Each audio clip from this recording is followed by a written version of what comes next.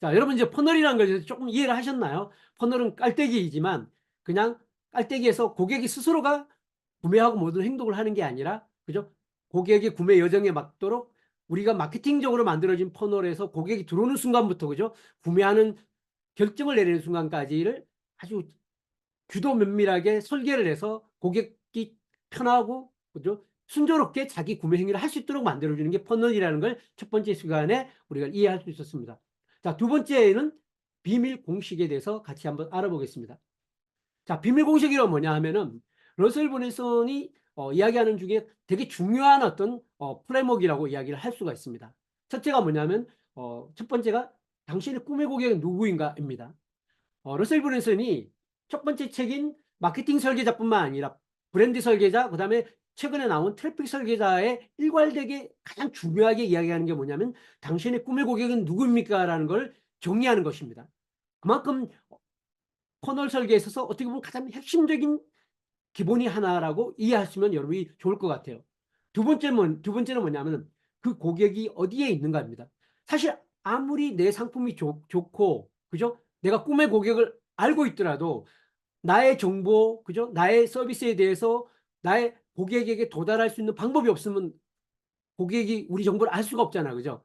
그래서 우리 고객의 우리 제품과 서비스에 대해서 필요로 하는 고객이 어디에 있는지를 알고 그 고객의 우리 정보 서비스를 도달할 수 있도록 하는 방법을 찾아가는 것. 바로 그것이 바로 우리 고객은 어디 모여 있느냐라는 부분을 확인하는 것이라고 볼 수 있습니다.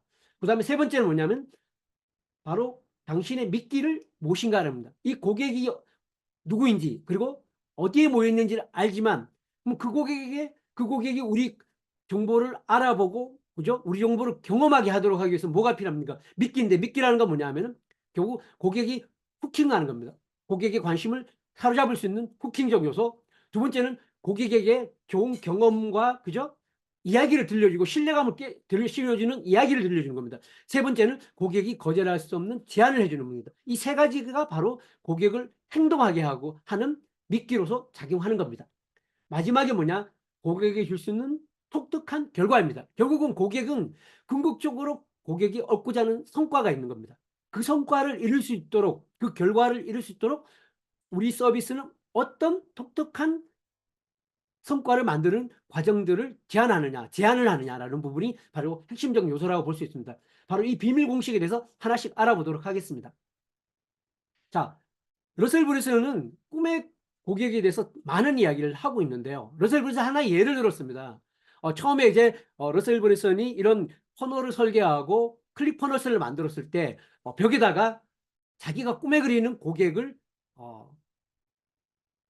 아바타를 만들어 가지고 벽에 붙여놨습니다.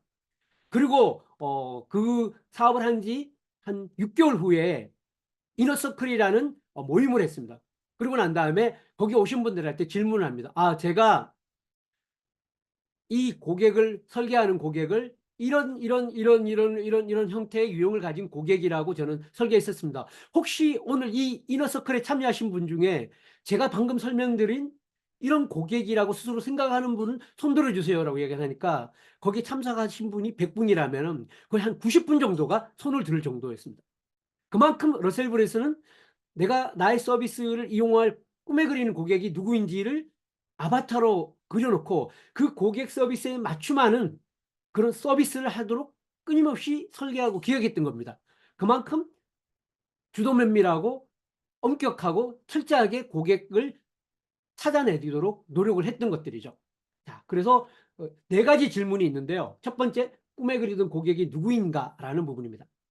자, 내가 꿈에 그리는 고객은 누구인가? 좀 더 구체적으로 들어가죠. 연령부터 시작해서 라이프 스타일부터 시작해서, 그죠? 뭐 그들이 구매 여정부터 시작해서, 그죠? 그들이 꿈에 그리는 어떤 그런 관련성들, 또 그다음에 그들의 취향들, 그들의 어떤 하나하나 요소들을 다 정리를 해놓은 겁니다.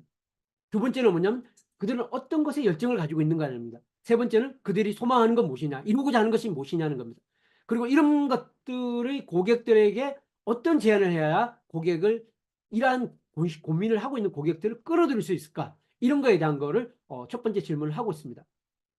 두 번째는 아까도 앞에서 이야기했지만 그런 고객은 어디에 모여 있는 건가라는 걸 확인하는 것입니다.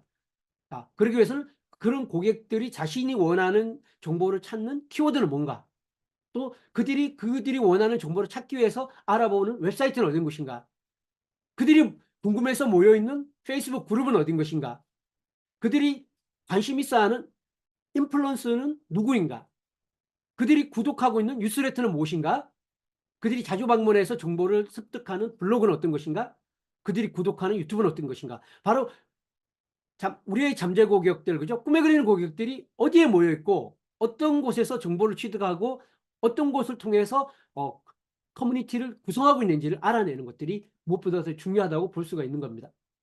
세 번째, 아까 말씀드렸죠, 그죠? 미끼란 뭐냐?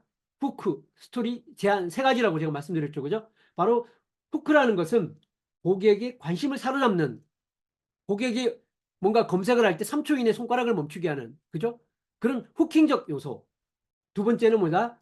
고객과의 스토리를 들려주는 겁니다. 이 스토리를 들려주는 거는 고객과 친밀감을 쌓는 거지만 무엇보다도 중요한 거는 고객이 지금까지 갖고 있었던 잘못된 믿음을 깨트리게 해주는 이야기를 들려주고, 그렇게 그걸 통해서 고객의 행동들, 그죠? 행동들이 달라질 수 있고 또 새로운 기회를 받아들일 수 있도록 만들어주는 것이 바로 스토리의 역할이라고 볼 수가 있습니다. 세 번째는 뭐냐? 꿈에 그리는 고객이 바로 얻고자 하는 결과를 무엇인지 제대로 알고 그것을 제안을 통해서 고객이 그 결과를 이루도록 안내하는 것이라고 볼 수 있습니다. 자, 그리고 네 번째, 마지막입니다. 독특한 결과는 무엇인가라는 겁니다. 결국 고객이 처음 시작해서, 그죠?